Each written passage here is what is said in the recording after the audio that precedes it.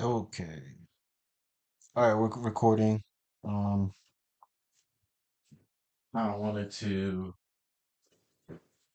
talk about yesterday. So yesterday was a really good trade. My analysis was correct. We did drop, and I'll show you guys a nice move. This is what happened during the 4 hour. It's July 7th. So this is a 10 a.m. candle right here, which shows that it's a lot of liquidity. There's a very long wick. You got to be very safe. From these, because that means it probably started out as a red candle, but then it went back up. But right now, what it's going to do is create some type of like order block. So what I'm going to do is just like mark this out.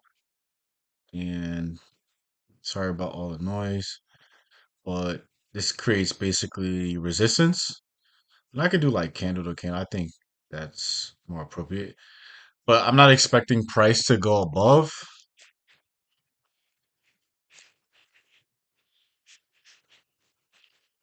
You always want to label if it's a bullish or bearish OB. Right. So boom.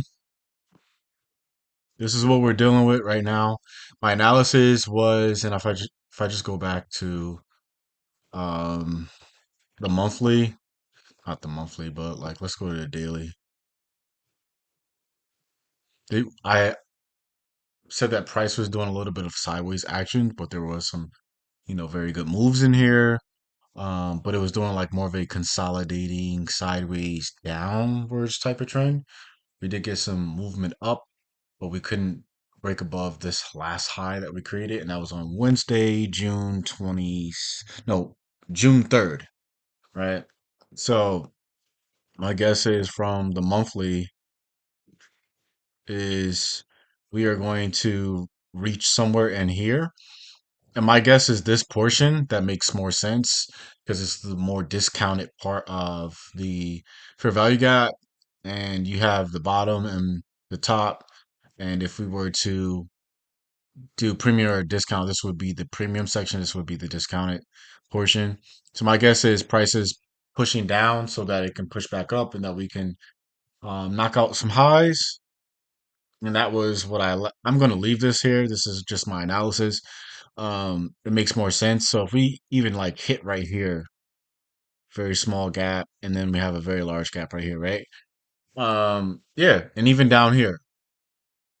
But as price kind of consolidates in a downward trend, what I'm looking for is a more like clean move that will um show, what the market's doing. I made $304 yesterday. Today we're looking to make the same amount or more. I never really aim for like a number. I do aim for a number, but like a higher number. My minimum number is 300, so I'm not walking away unless I hit 300. But it's not like if I lose, I lose, and then I just like restart. What I mean by that is I am always looking at hit 300, and I will allow price to do whatever it is, whatever it's going to do. And if I'm wrong, I'm wrong, right? Um, but as price begins to create this like order block, I know that price is going to continue to go down. We could do a liquidity grab and just shoot even further down. So who knows? We might have a significant drop. If you notice, we always steadily climb in a bullish pattern, like kind of choppy. We have some big candles, big movement, but anytime we like had a downward trend, we're always like shooting down. So hopefully we get some type of movement like that. I'm looking at this 15-minute and I put an alert just so if we break below here, I did have like my range kind of marked out like right here. And I'm just waiting for price to break below here. It's really slow. It's 6 o'clock. The market kind of opened up not too long ago, 15 minutes ago. So it's about being patient and just waiting. Usually you get significant movement, sometimes around 7:30. More than so I've been seeing like 8 o'clock to 9 o'clock. So I'm tired. I'm sitting here playing my game and just doing like little business stuff on my phone. So it's all a waiting game and just being patient. What I have been doing is because the 15-minute is considered the monitoring uh the monitoring time frame, I am just waiting for that alert to be triggered. Now, if we push up higher, then we push up higher, right? But if I show you a move from this morning, so the market opened up around 8:30, you were able to trade, but New York opened up around like 9:30. So by 9:15, we broke below this low right here, or let's say this low, these equal lows, and price drop, right? Now, I wouldn't be looking for this movement. I would look for this break of structure. So I just mark that out.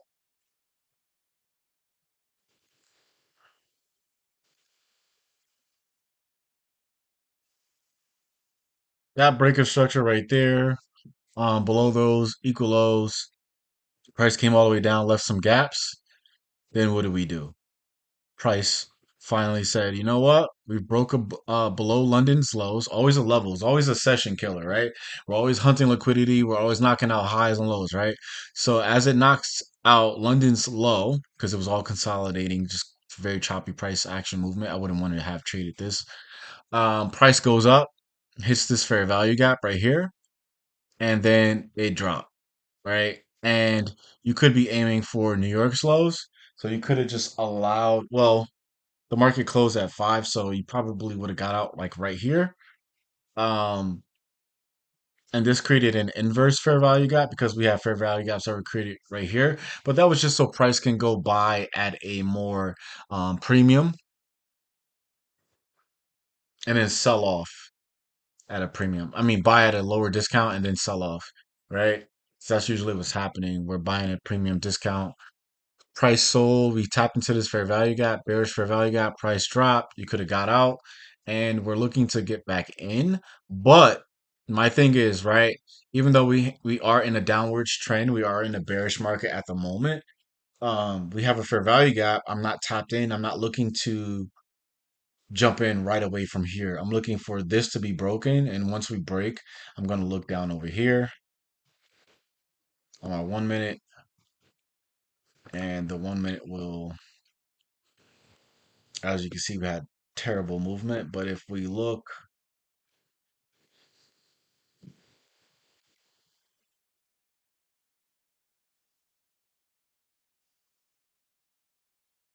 somewhere in here, and most likely, I think it would be like right here. Boom, break of structure. You could have entered it in right here, and then price just trickle down. So this would have been clean because we tap right back into this fair value gap, and then we just continuously drop. So market structure is always shown on each time frame. Right now, it is steadily like this was the opening of the Asian market, and that's why you have like this um, weird candle. Looks like a lollipop. You have this huge gap. But what I'm looking for price to do is break below this level right here, and we're just gonna wait. So I did mark out a little bit of a range. Um, Now, when we create a controlling range, that's when market structure is presented, and that's usually in your step two. So as you get the break of structure, your second is the change of character. Your change of character is usually marked out as your controlling range level. I think you're level one, if I'm not mistaken, and then you are able to mark out your low and your high from there. That will let you know and give you a more accurate trade. I am looking for that. So we're gonna wait, and I will tune back in.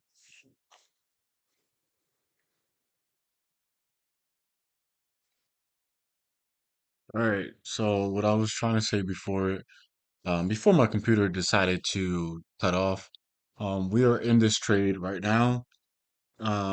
So what happened is we we created a low right here. I decided to get in because we have market structure. Let me just take off this indicator. We have some form of market structure. Now, this might have been, I don't know. We created like a slight pullback right here. That's when I decided to get in on this candle once we close. And the market is going in my favor. So what I'm looking That is always a 2 to 1. But my biggest thing was not only the market structure. I feel like both time frames are in agreement with each other. You have one going down, one that broke above, one that broke below a low, and that is, pursuing this liquidity right here. I believe right here is like $330. Now that's where my true target is. Honestly, if we're in Tokyo, then we know we could be heading towards New York lows.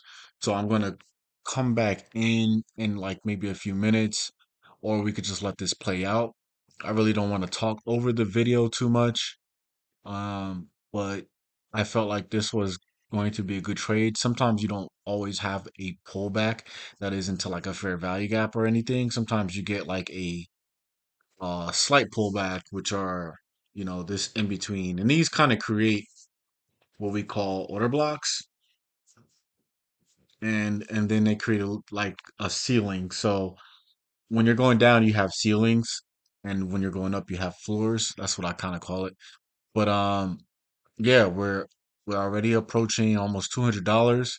Once we get to like 300, I'm gonna try my best to let it go a little bit past. I'm not going to guarantee anything. My biggest thing is to always grab 300 because when I think about it, $300 will pay my water bill, my phone bill, my it will pay my what else? Internet.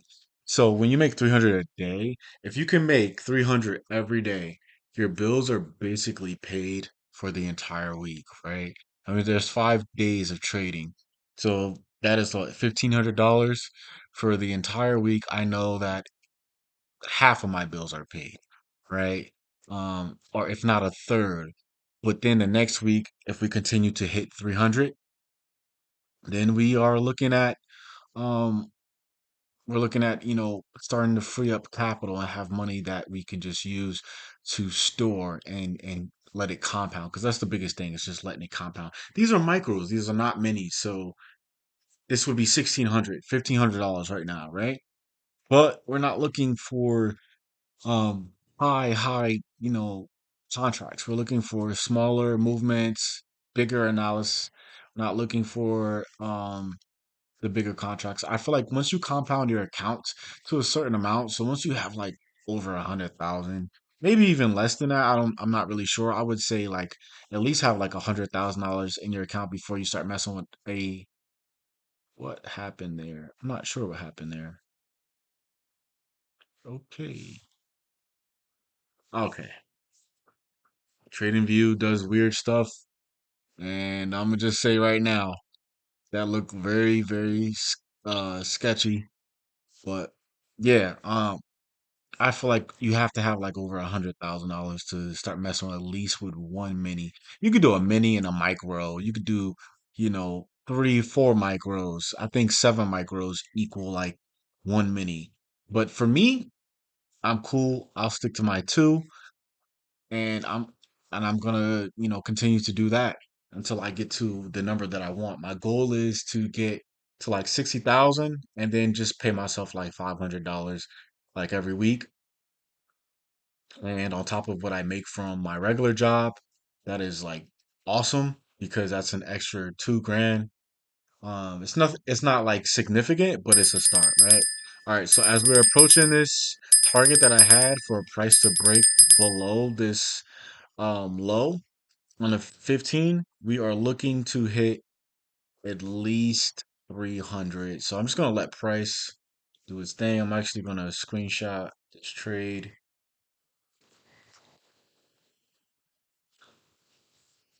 and that's just to show people within my group what's going on. We're at 230, 233, 234. Big thing, man. 226.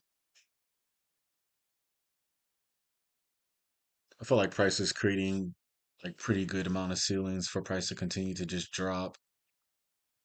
I've always noticed that we have significant drops, and we honestly could sweep here and then come up a little bit and then boom.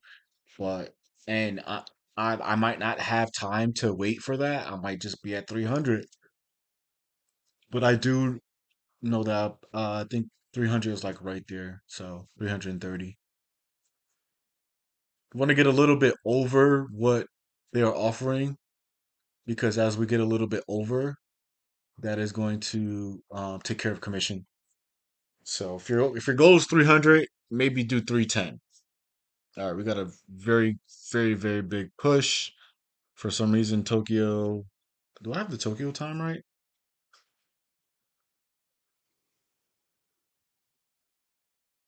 Don't worry about the pullback. Just let it do its thing. It is what it is.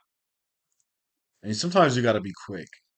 Like there's times I've had my goal and it didn't hit my goal, and I'm like, that didn't go as planned.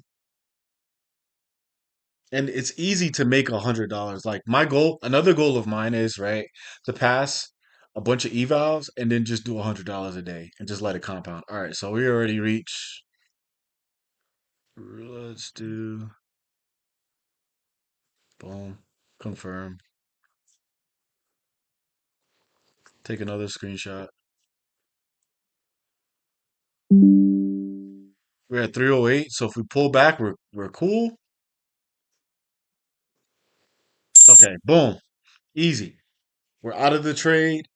We see that it hit this low. Um, I think I gotta fix my session times. That's another thing I gotta worry about. Well, we're good. Easy, easy money. All right, that was fun. That's my second day documenting. Make sure you stay with me and follow this journey and give me some tips for anybody that is taking consistent payouts. I don't really want to speak to anybody that's not. The people that are consistently trading with prop firms and taking out payouts, I like people's input. So anybody that's not, you're kind of just talking in the wind. Some people do. I will say this: you might not know how to play a game, but you can coach the game. Yeah, we're trying to play and coach at at the same time. We're trying to be able to teach someone else, but also play the game and drop 30, drop 50 points. All right. All right. Peace.